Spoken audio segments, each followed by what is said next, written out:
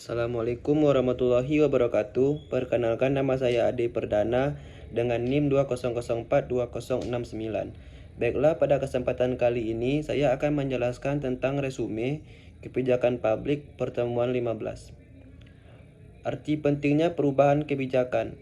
Perubahan kebijakan adalah pergantian satu atau lebih kebijakan dengan satu atau lebih kebijakan yang lain.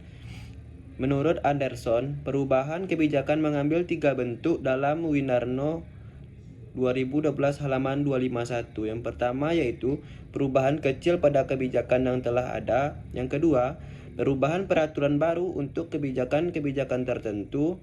Yang ketiga, pergantian kebijakan dalam skala besar sebagai akibat dan terlaksananya pemilihan umum.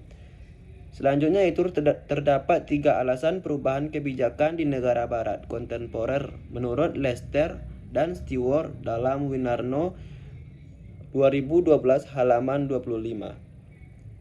Pemerintah dalam kurun waktu yang lama memperluas kegiatan-kegiatan di berbagai bidang-bidang kebijakan sehingga pemerintah dilibatkan dalam berbagai kegiatan baru.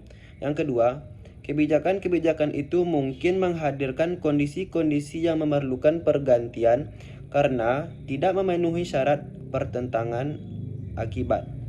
Yang ketiga, relativitas pertumbuhan ekonomi secara berkelanjutan serta keterlibatan keuangan terhadap kebijakan yang ada, kemudian dianggap tidak dibutuhkan lagi, boros atau tidak tepat. Baiknya selanjutnya yaitu bentuk-bentuk perubahan kebijakan. Karena terdapat banyak perubahan kebijakan di masa depan, menurut Peters dalam Winarno 2012 halaman 254. Perubahan bisa berbentuk sebagai berikut. Yang pertama yaitu linear, bentuk perubahan sederhana di dalam suatu kebijakan.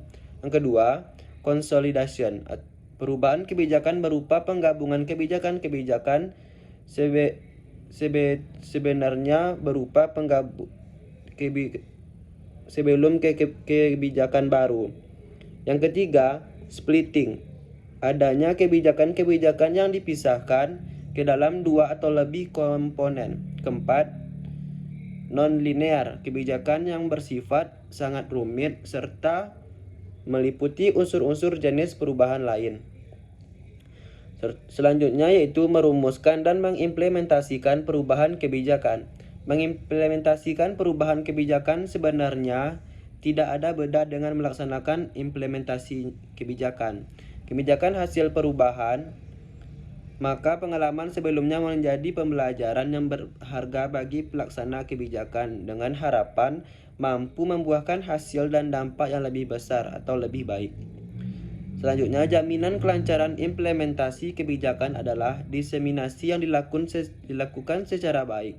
Syarat pengelolaan diseminasi kebijakan ada 4, yakni yang pertama, adanya respek anggota masyarakat terhadap otoritas pemerintah untuk menjelaskan, perlunya secara moral memenuhi undang-undang yang dibuat oleh pihak yang berwenang. Yang kedua yaitu adanya kesadaran untuk menerima kebijakan. Yang ketiga, keyakinan bahwa kebijakan dibuat secara sah. 4. Pemahaman bahwa meskipun pada awalnya suatu kebijakan dianggap kontroversial, namun seiring dengan perjalanan waktu, maka kebijakan tersebut dianggap sebagai suatu yang wajar yang dilaksanakan. Baiklah, hanya sekian hasil presentasi saya kali ini. Saya akhiri dengan wassalamualaikum warahmatullahi wabarakatuh.